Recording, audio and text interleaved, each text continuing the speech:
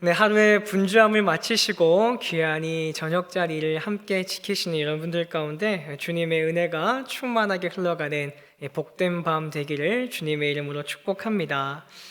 아마 오늘 하루도 쉽지 않으셨을 거예요. 그렇죠? 각자의 자리에서 힘쓰고 애쓰고 책임을 감당하면서 아마 치열하게 오늘도 살아오셨을 거라 생각합니다.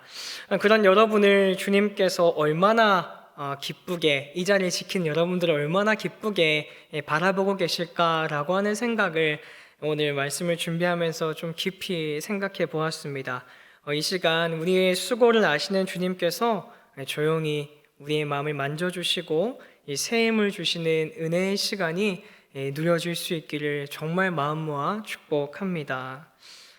부활주일을 지나고 첫 번째로 맞이하는 수요일입니다. 지난 주일날 우리는 기쁨으로 주님을 찬양했고 다른 어떤 날보다 또 교회가 참 환하고 밝았고 또 우리의 마음 또한 벅참으로 가득했던 시간이었을 거란 생각을 하게 되는데요. 그런데 이제 며칠이 지난 지금 여러분들의 오늘의 마음은 어떠십니까?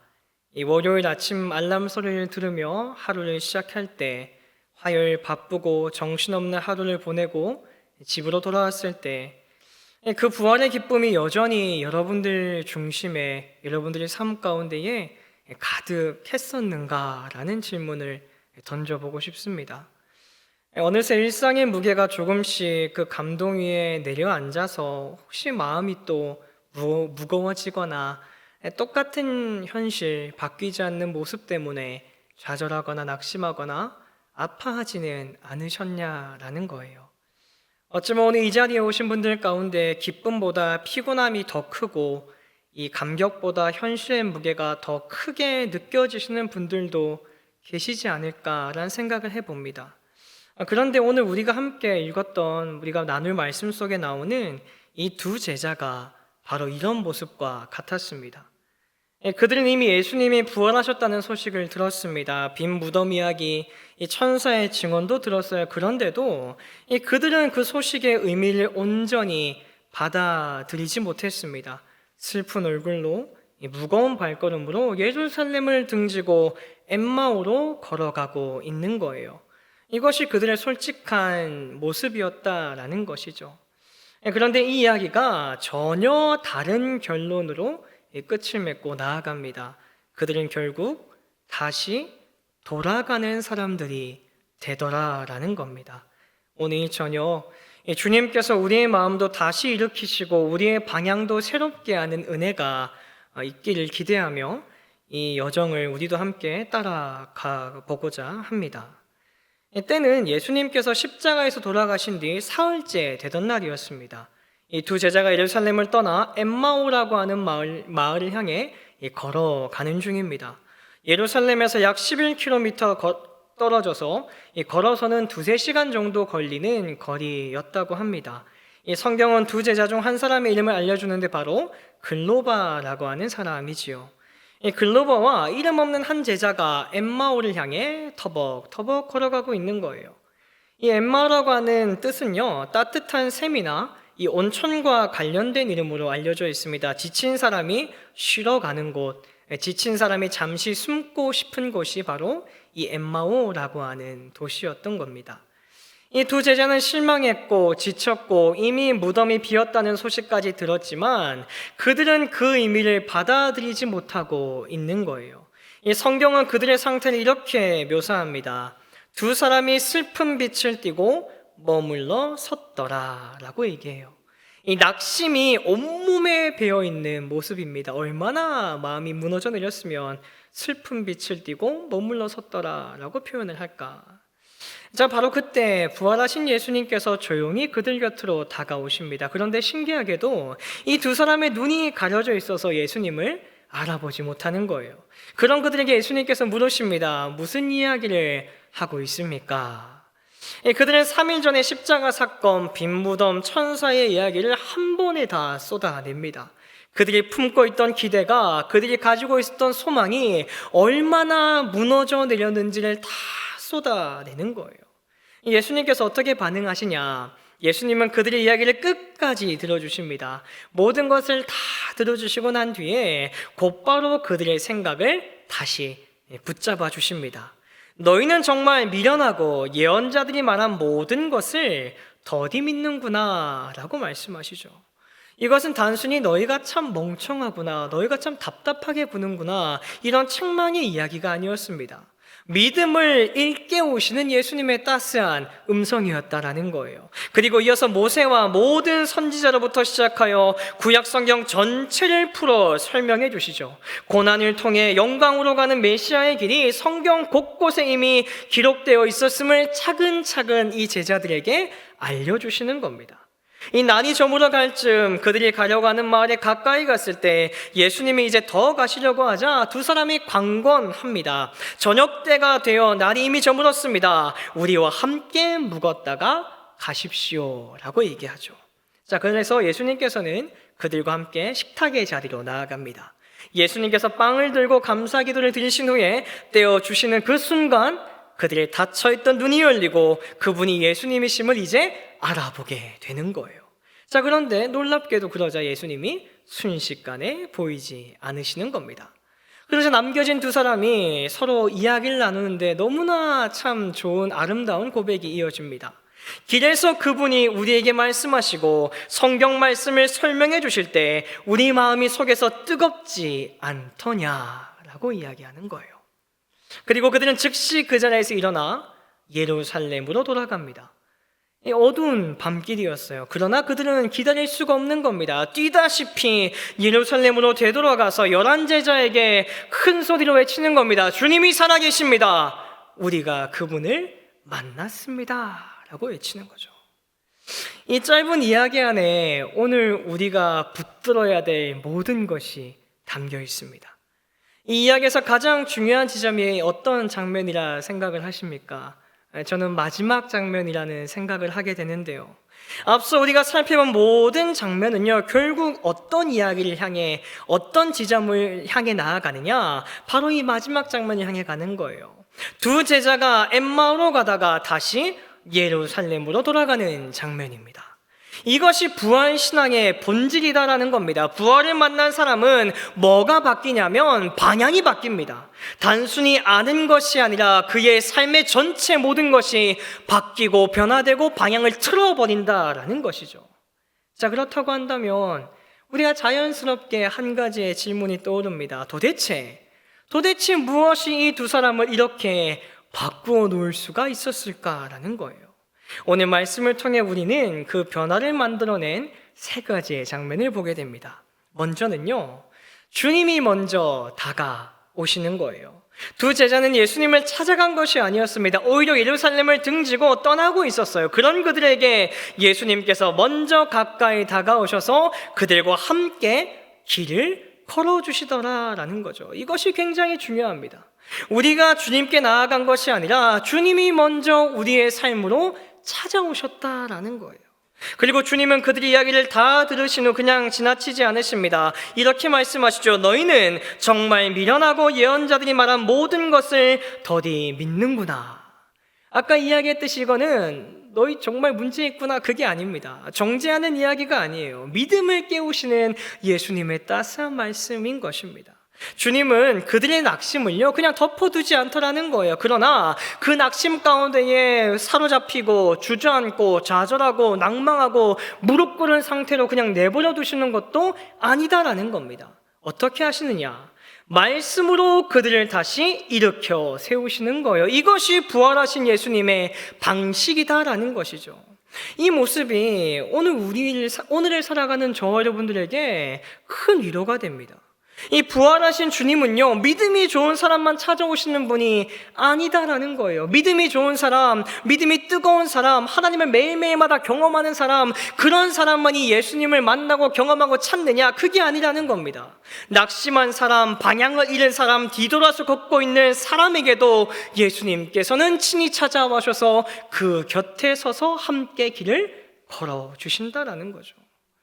어쩌면 여러분, 오늘 이 자리에 나온 저와 여러분들도 나의 결심 이전에 내가 오늘 수협에 가봐야지, 내가 오늘 결단했으니까 또 예배 자리 찾아가야지, 이 결심 이전에 부활의 주님이 먼저 우리를 이끄신 결과일지도 모른다라는 거예요. 자, 그렇다고 한다면 이렇게 우리에게 먼저 다가오신 주님은 과연 우리를 어떻게 다시 일으켜 세우시느냐? 말씀이 그들의 마음을 뜨겁게 하는 겁니다. 두 제자가 나중에 이렇게 고백해요. 길에서 그분이 우리에게 말씀하실 때 우리 마음이 속에서 뜨겁지 않더냐? 무엇이 그들의 마음을 뜨겁게 했습니까? 기적이 아닙니다. 어떤 놀라운 체험도 아니었어요. 바로 말씀이었다라는 거예요. 예수님께서 성경 말씀을 설명해 주실 때 그 말씀이 그들의 마음을 다시 살리기 시작하더라라는 것이죠. 그래서 우리가 이 저녁에 피곤하지만 힘들지만 앉아 있는 거 아니겠습니까? 피곤한 몸을 이끌고서도 이 자리 지키는 이유가 분명합니다. 말씀을 붙들 때, 말씀을 들을 때, 말씀을 사모할 때, 말씀 위에 다시 한 번 더 나의 삶을 맞출 때 식어버린 내 마음이 다시 따뜻해지기 때문 아니냐라는 거예요.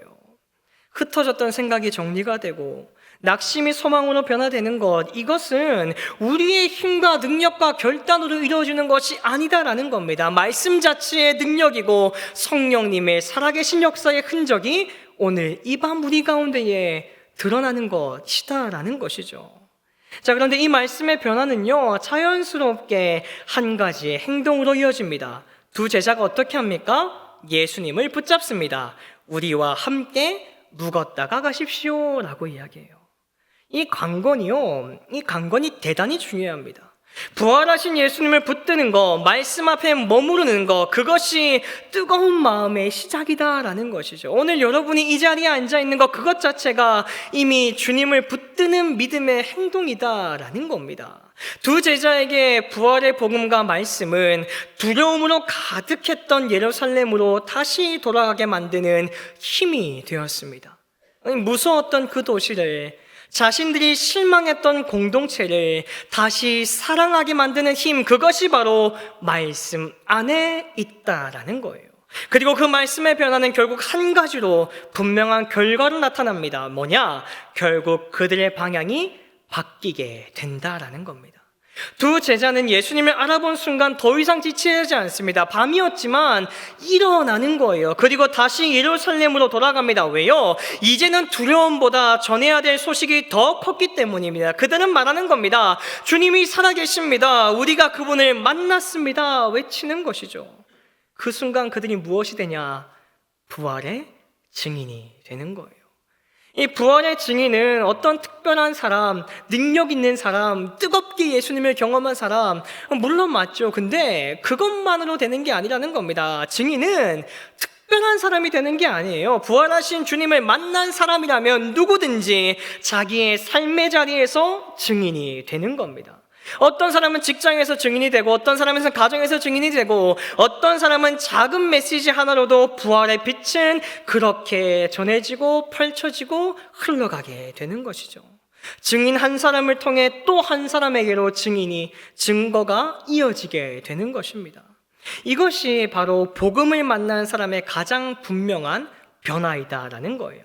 방향이 바뀌고 다시 돌아가는 삶입니다. 주님이 먼저 찾아오시고 말씀이 마음을 다시 살리고 결국 삶의 방향이 바뀌는 이 과정이 두 제자의 인생을 완전히 바꾸어 놓는 겁니다. 자, 그렇다고 한다면 이렇게 변화된 사람은 실제 삶 속에서 어떻게 살아가게 되는 것인가? 오늘 본문은 그 마지막의 모습을 우리에게 분명하게 보여주는 겁니다. 이 두 제자가요, 예루살렘으로 돌아가는 것은요, 이게 쉬운 결정이 아니었습니다.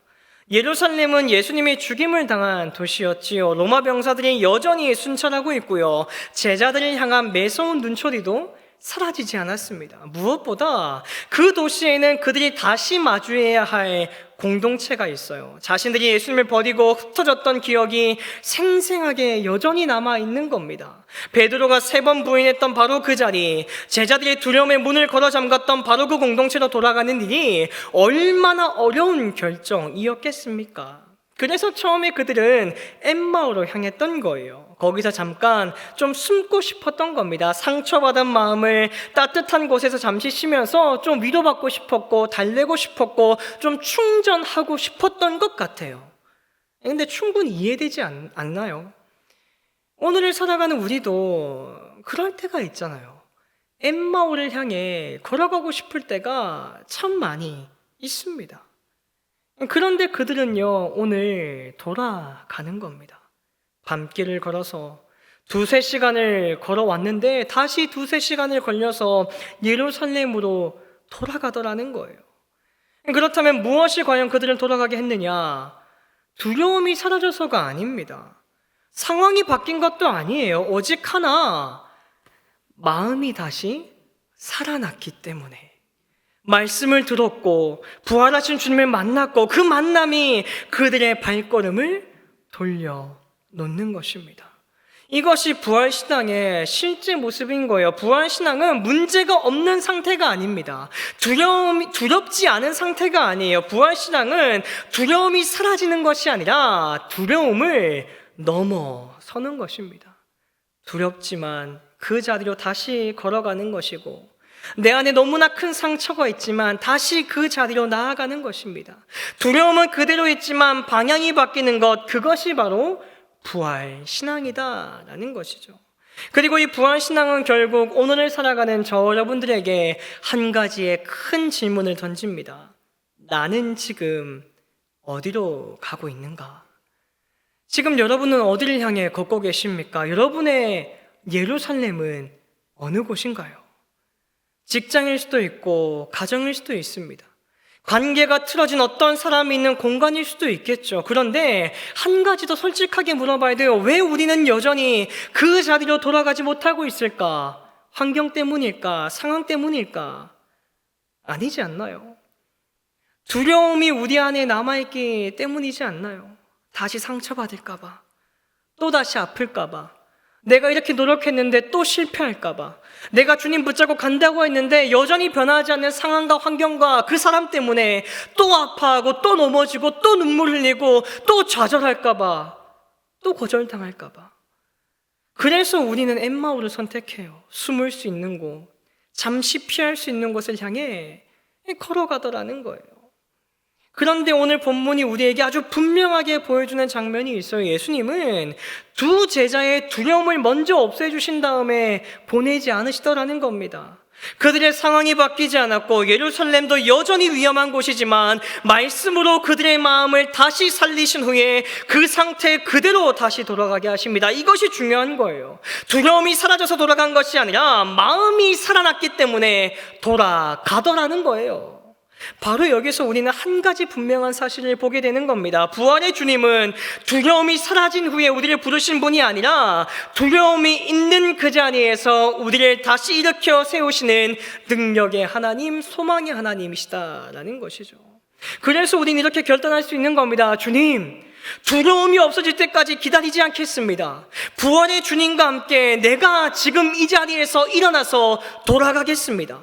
부활을 목격한 사람의 삶의 태도는 분명한 겁니다. 나는 도망치지 않고 다시 그 자리로 내가 오늘 걸어가겠습니다 라고 선포하며 나아가는 겁니다.